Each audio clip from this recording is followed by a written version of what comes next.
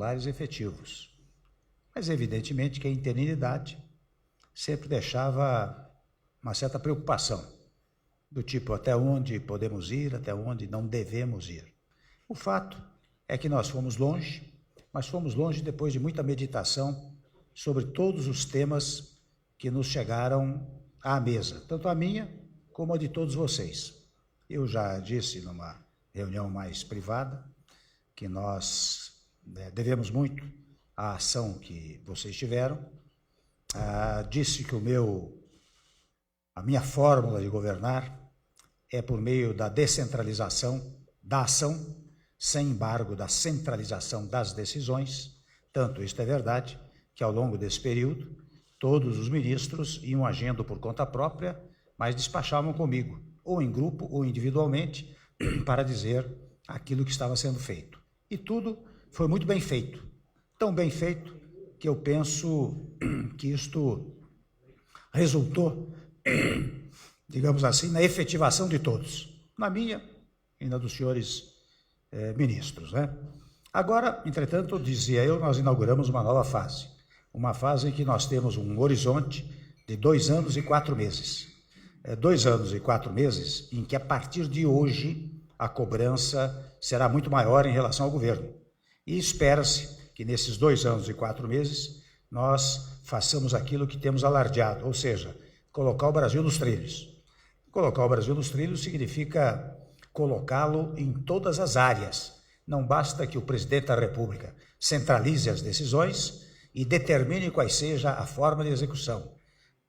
Importa, sim, que os senhores tenham capacidade, como têm, já demonstraram isso, de conduzir as suas pastas com vistas exatamente a este critério, que daqui a 2 anos e 4 meses nós possamos sair daqui com o aplauso do povo brasileiro. Não será fácil, não estou dizendo que seja uma coisa tranquila, porque na verdade nós temos esta margem enorme de desempregados, os quase 12 milhões de desempregados é uma cifra assustadora, né? E eu, sem ser repetitivo, eu quero dizer que não há coisa mais indigna que o desemprego. E isto fere um dos princípios constitucionais, que é exatamente o princípio da dignidade da pessoa humana.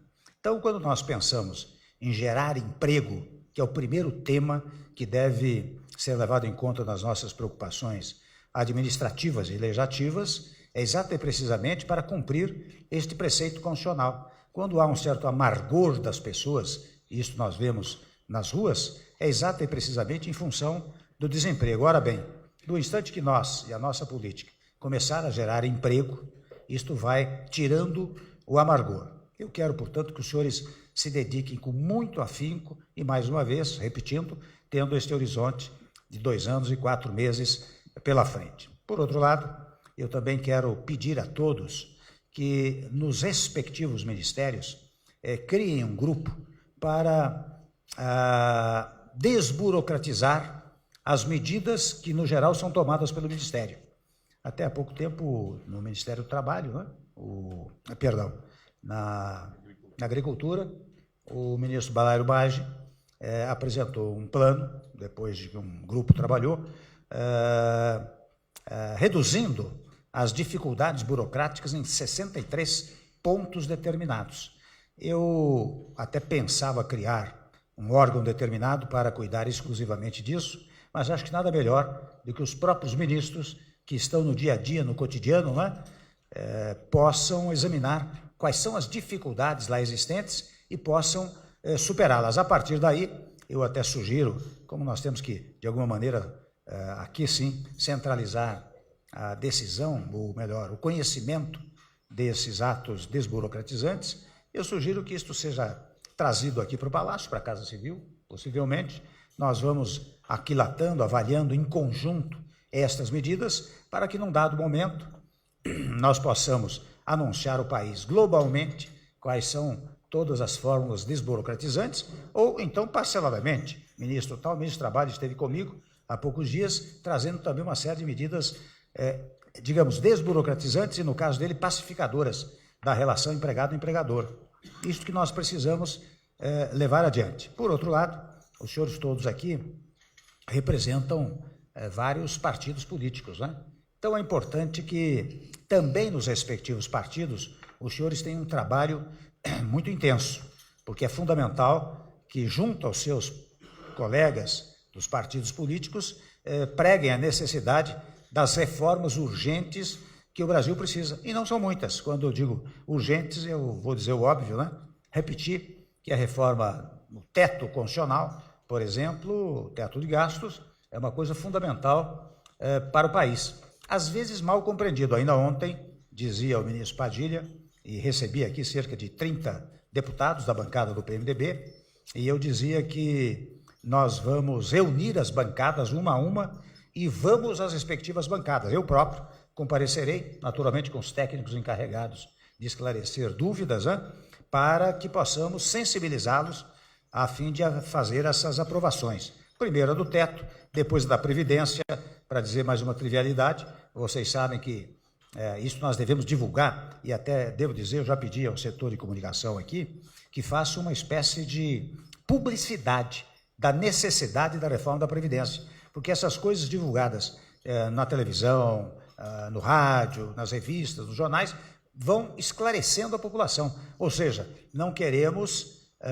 fazer uma coisa de cima para baixo, queremos ter a compreensão da sociedade brasileira. E eu acho que já há condições para esta compreensão. Como de resto, uma reforma sequencial seria não vamos mais falar em reforma trabalhista, vamos falar em adequação da relação empregado-empregador, não é? Modernização, que aliás é um vocábulo que eu usei num pronunciamento, eu deixei um pronunciamento que irá ao ar agora às 8 horas, dizendo mais ou menos em 5 minutos, para garantir e gerar empregos, esta é a expressão, não é?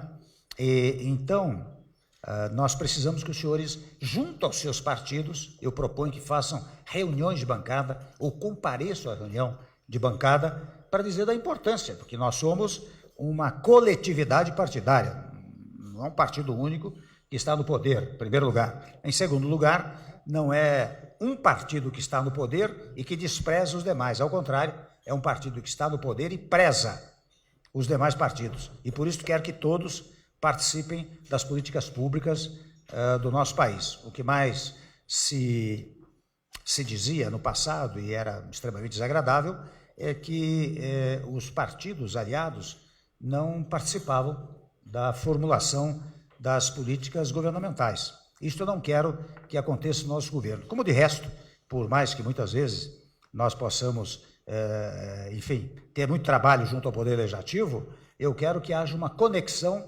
permanente entre o Legislativo e o Executivo, porque isso também fortalece a democracia, porque toda e qualquer tese que muitas vezes eu vejo perfilhada até por articulistas dos jornais, né? O governo propôs uma coisa, mas teve que recuar, etc. Primeiro que jamais houve recuo, ao contrário, nós fizemos grandes avanços, mas eu, por mais que se faça crítica, eu não vou abandonar a tese de que nós temos que dialogar com o Legislativo, insistentemente. Há certas coisas que não poderemos abrir mão.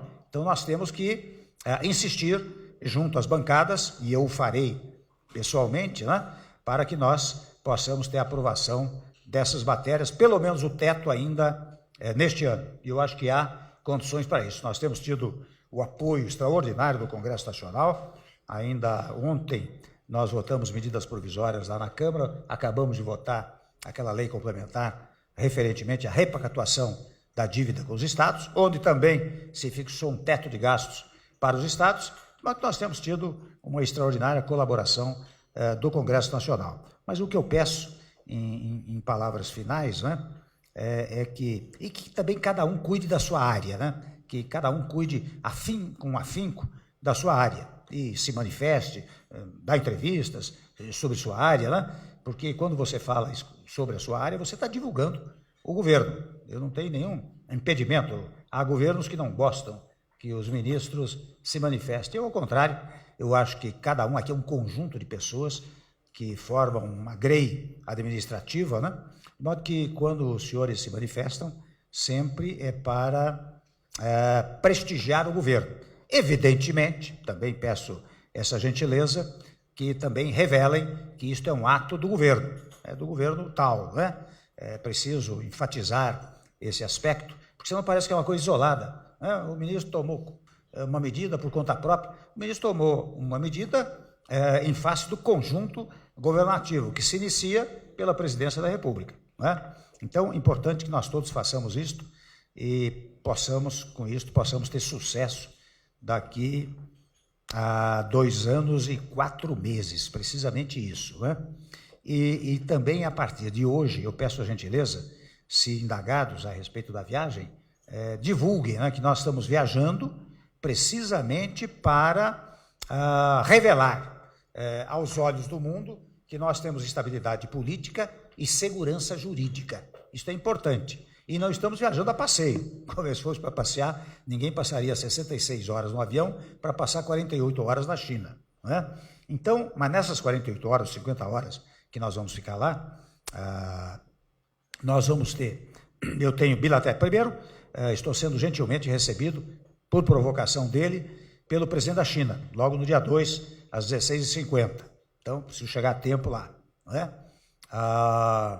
Depois eu tenho bilaterais pedidas pelo primeiro-ministro da Espanha, primeiro-ministro do Japão, primeiro-ministro da Itália e príncipe herdeiro da Arábia Saudita, né? São as bilaterais já marcadas. E depois temos o G20, onde estão as 20, pelo menos, mais expressivas nações do mundo. Nós temos assento no G20 e tive até a oportunidade, coordenado pela minha área diplomática e pelo Itamaraty, de nos manifestarmos nos 4 eventos que se darão no G20, ou seja, não faremos apenas um discurso, faremos 4 discursos nas 4 reuniões do G20, inclusive no almoço de uns poucos líderes, né? Então, eu quero que divulguem isso daqui, para não parecer também, foi a China passear, né? E não é exatamente isso, é o primeiro momento em que nós vamos revelar ao mundo esta unidade brasileira, né? E, ao mesmo tempo, já começar a tentar trazer recursos para cá. Nós vamos, na verdade, fazer muitas viagens para o exterior com vistas a trazer recursos para cá, já que começa a ser debelado todo e qualquer preconceito contra recursos externos. Aliás, quando o ministro Serra assumiu as relações exteriores, nós dissemos, olha, nós vamos ter uma política de universalização das nossas relações, para não segmentá-las ao ponto de dizer com um bloco tal, não. A função do Brasil é universalizar as suas relações, é o que nós estamos, na verdade, praticando. Então, em breves palavras, né, era isso que eu queria dizer, e importante também, digamos simbolicamente, que logo após a posse, né, e vocês viram que nós fomos muito bem, todos nós, né, fomos muito bem recebidos lá, com muito entusiasmo, com muita alegria cívica, né? Isto tem que ser repercutido, tem que reverberar isso para mostrar, olha, há uma esperança do país, não é? Não chegou um vice-presidente que está cumprindo uma missão constitucional, não é? Sendo repudiado, ao contrário, sendo saudado, sendo enaltecido, sendo ressaltado. Isto que aconteceu lá hoje, que, convenhamos, me dá muito ânimo para prosseguir com muita propriedade nestes 2 anos e 4 meses. E no mais, também contestar a partir de agora, me lembrava o ministro Moreira, né? Essa coisa de golpista. De vez em quando você vai a um lugar, golpista, diz ele, golpista é você, que está contra a Constituição, né? Golpe é aquele que propõe a ruptura constitucional. Nós não estamos propondo ruptura constitucional. Aliás, sobre não propor ruptura constitucional, nós somos de uma discrição absoluta, todos nós. A partir de mim, nós tivemos a discrição absoluta. Jamais nós retrucamos palavras, imprecações que faziam em relação ao nosso governo, à nossa conduta. Então, uma discrição absoluta. Mas agora, nós não vamos levar ofensa para casa. Quer dizer, agora as coisas se definiram e, portanto, é preciso muita firmeza. E a firmeza, muitas vezes, vem pela elegância da conduta, não vem pelo xingamento ou pela agressão, não é? O que todos são aqui são elegantes, mas é preciso firmeza, digo eu. E firmeza para quando dizer golpista é quem derruba a Constituição, quem quer violar o texto constitucional. E vocês sabem que no plano internacional eles tentaram muito e conseguiram, até com algum sucesso, propor, dizer que aqui no Brasil houve golpe. Um golpe que durou, hoje é 108º dia de processo do impedimento, com defesa, 40 testemunhas de um lado, 40 testemunhas de outro lado. Presidente do Supremo Tribunal Federal. Perdão? Presidindo. Judiciário presidindo o Supremo Tribunal Federal, o presidente do Supremo Tribunal Federal. Então nós precisamos responder. Agora falou, nós respondemos. Não pode deixar uma palavra, porque senão eles tentarão desvalorizar. Especialmente agora, sem entrar no mérito, em que os senadores decidiram que, na verdade, deveria haver o afastamento, mas não deveria haver a inabilitação prevista literalmente pelo texto constitucional, não é? Mas no momento que o que vai acontecer, está vendo? Olha aí, eles se arrependeram, etc. Não pode tolerar essa espécie de afirmação. Quem tolerar, eu confesso que vou trocar uma ideia sobre isso. Não é possível tolerar, porque agora isso aqui não é brincadeira, e nem ação entre amigos, e nem ação contra inimigos. Ninguém vai caçar bruxas aqui, mas também não vamos deixar que também tentem demonstrar que o governo não é capaz de responder, não é? Hoje nós tivemos um pequeno embaraço, até na base governamental, em face de uma divisão que lá se deu. É outra divisão também inadmissível. Se é governo, tem que ser governo, não é? Quando não quer, não concorda com uma posição do governo, vem para cá e conversa conosco, para nós termos uma ação conjunta. O que não dá é para aliados nossos se manifestarem lá no plenário sem ter uma combinação conosco. Porque, convenhamos, se tivesse uma combinação conosco, talvez nós pudéssemos dizer, olha aqui, nós vamos fazer um gesto de boa vontade, vamos abrir mão disso, vamos permitir que Sua Excelência tenha condições de não ser inabilitada, mas seria um gesto nosso. Não pode ser uma espécie de derrota do governo. Não foi derrota do governo, né? Mas o discurso que está sendo feito é nessa direção, exata e precisamente que membros do governo resolveram, sem nenhuma consulta, tomar uma posição que, na verdade, se Deus quiser, não vai acontecer nada, mas há partidos que já dizem, então nós vamos sair do governo. Ora, isso é fazer jogo contra o governo, não dá para fazer isso. Eu estou dizendo muito claramente isso, para dar desde já o exemplo de que não será tolerado essa espécie de conduta. Agora, se há gente que não quer que o governo dê certo, muito bem, declare-se contra o governo, não é? Não pode tomar atitudes que desmereçam a conduta governamental. Então, eu quero, antes de partir lá para a China, né, com vários ministros, colegas, né, eu quero deixar este recado muito evidente e agora também, muito rapidamente, se alguém quiser se manifestar, tem a palavra. Presidente, bem rapidamente, primeiro, parabenizar mais uma vez a todos aqui, principalmente a Vossa Excelência. Mas é só uma sugestão, Vossa Excelência está indo agora para essa primeira reunião e eu acho que é importante que se fale sobre a ratificação pelo Congresso do Acordo de Paris. Isso tem uma grande repercussão internacional e os países desenvolvidos, principalmente, estão muito ligados nessa questão